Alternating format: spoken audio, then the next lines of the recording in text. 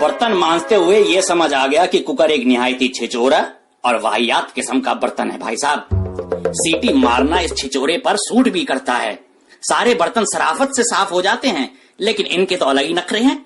रबड़ अलग से धो, सीटी अलग से धो, ढक्कन अलग से धो, शरीर भी अलग से धो। उस पर भी ये हरामखोर दाल में डाली गई सारी हल्दी का उपटन 2 सीटी में ही बाहर उछालकर अपने शरीर पर मल लेता है।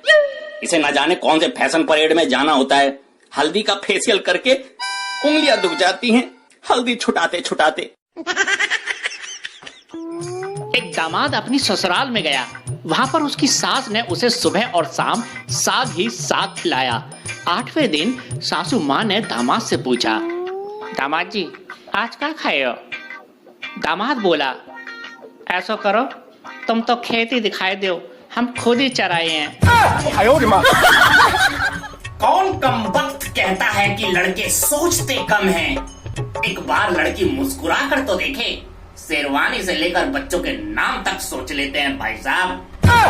मानो या ना मानो भाई साहब, प्यार कभी भी हो सकता है, क्योंकि बुद्धि भ्रष्ट होने की कोई उम्र नहीं होती। यूपी की एक महिला का कहना है कि मैं तो स्मार्टफोन को उस दिन स्मार्ट मानूंगी जब मैं चिल्लाऊंगी कि हमारा फोन कहाँ है, और फोन आवाज लगाएगा, जे है जिज्जी हम खटिया के नीचे पड़े आते। दोस्त की शादी में इतना नागिन डांस करा कि दोस्त का बाप भी पूछ बैठा, बेटा शादी होने देगा या नागबड़ी लेकर ही मानेगा। कैप्सूल खा के बनाई गई बॉडी, जमीन बेचकर आया हुआ पैसा, फेसबुक पर उपजा प्रेम और व्हाट्सएप पर पाया ज्ञान, कभी नहीं टिकता भाई साहब। चाणक्य लिखना भूल गए थे, सोचा मैं ही बता दूं। किसी ने सच ही कहा है कि किसी की असली कीमत उसके मरने के बाद ही पता चलती है। अब मुर्गे कोई देख लीजिए, जिंदा 150, मरने के बाद होटल में वही मुर्गा 450 रुपए। भाई साहब, जिस तरह भारत में चेचक को माता का दर्जा दिया गया है ना, इसी तरह कोरोना को जेठ का दर्जा दे ही देना चाहिए। ससुर के नाती ने सबका मुंह ढकवा दिया। सरकारी आंकड़े कहते हैं कि हमारी आने वाली पीढ़ियां टाइगर नहीं देख पाएंगी, तो भैया हम क्या करें? हमने भी तो डायनासोर नहीं देखे। कभी शिकायत की? बताओ, की या नहीं? नहीं ना। तो मुद्दे की बात यह है कि हमारे देश में 1000 लड़कों पर सिर्फ 940 लड़कियां बची हैं। इसलिए सेव गर्ल्स, टाइगर बाद में बचा लेंगे। अरे बाइक पे पीछे पत्नी बैठानी है, टाइगर नहीं। कसम से भाई साहब, पुरुषों का जीना इतना आसान नहीं है।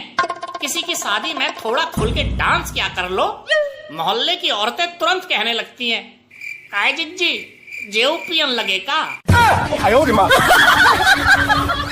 देख लूंगा तुझे बेटा, देख लूंगा तुझे। ये वो अचूक भारतीय डायलॉग है जो बुरी तरह से कुटाई होने के बाद आपके सम्मान को बचाए रखता है भाई साहब। एक शराबी वकील के पास गया और बोला, मैं रोज सरकार के मान्यता प्राप्त ठेके से शराब लेता हूँ, जिस पर जीएसटी भी कटता है, और इस तरह मेरे द्वारा खरीदी गई बोतल से टैक्स के रूप में जो पैसे जाते हैं ना, वो देश के विकास में काम आते हैं भाई साहब। लेकिन मेरी पत्नी मुझे शराब ना खरीदने और ना पीने के लिए दबाव डालती है, मारती है और झगड़ा भी करती है भाई साहब। क्या मैं अपनी पत्नी पर सरकार को वित्तीय नुकसान पहुंचाने और सरकारी काम में बाधा पहुंचाने के अपराध में जेल भेज सकता हूं क्या भाई साहब? वकील बार बार ये सोचकर बेहोश हो रहा था कि ससुर के नाते इस बेवड़े के दिमाग में ऐसा जबरदस्त आइडिया आया तो आया कहां से।